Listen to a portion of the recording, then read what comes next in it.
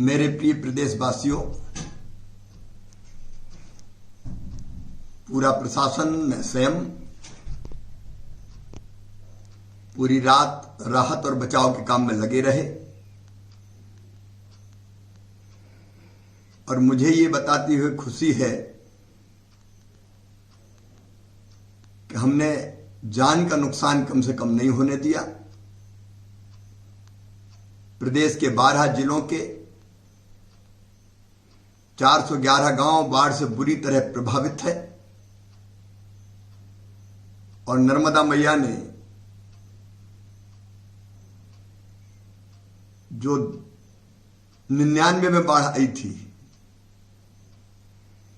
उसके रिकॉर्ड को तोड़ा है। होशंगाबाद की कई इलाकों में पानी भरा हुआ है। साहेबगंज हो, बरेली हो, कई नगर नर्मदा मैया की बाढ़ की चपेट में है। रात भर जो रेस्क्यू ऑपरेशन चले उनमें लगभग 8,000 के आसपास भाई और बहनों की जानें बची हैं। सीहोर जिले के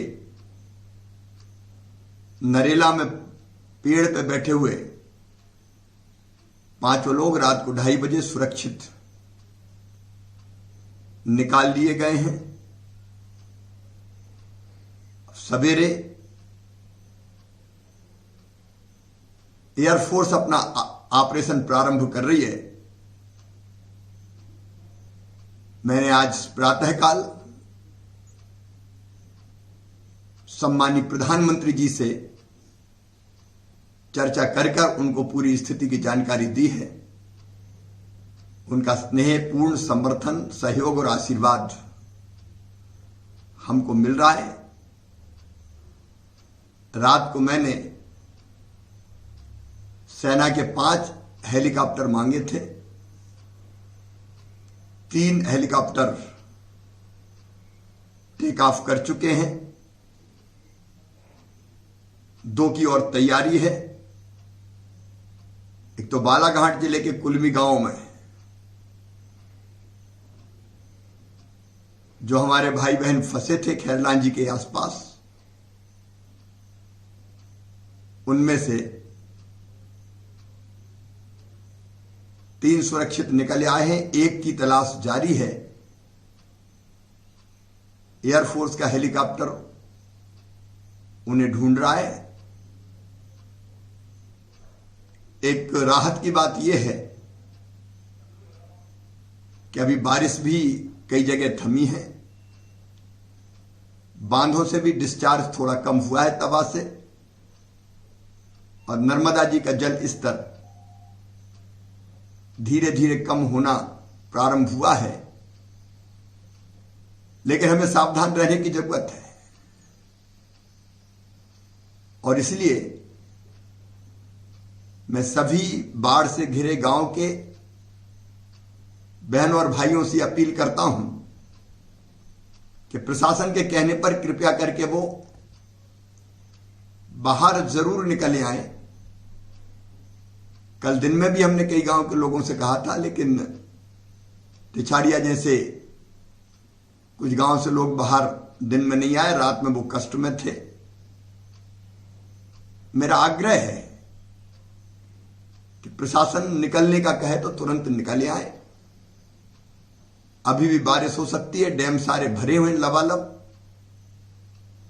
और ऐसी स्थिति में फिर बाढ़ की स्थिति बन सकती है। बाढ़ तो है ही, लेकिन पानी और बढ़ सकता है। इसलिए सावधानी रखना बहुत जरूरी है। दिन में घिरे स्थानों पर रहने की जिद ना करें। कोविड के इस काल में भी राहत शिविरों में हम यथासंभव बेहतर से बेहतर व्यवस्था करेंगे, लेकिन आपके सहयोग की जरूरत है। बहनों और भाइयों, मैं तत्पर हूं, प्रशासन तत्पर है। हम कोई कसर नहीं छोड़ेंगे इस आपदा से निपटने में। बस आपके सहयोग की जरूरत है। और एक बार मैं फिर समाज सेवी संस्थाओं से, व्यक्तियों से, संगठनों से अपील करता हूं कि आपका सहयोग भी चाहिए। आप भी सहयोग के हाथ बढ़ाइए। भोजन, वस्त्र, जो भी सहायता हो सके वो सहायता हमारे प्रभावित भाई और बहनों की सेवा के लिए कीजिए। बहुत बहुत धन्यवाद।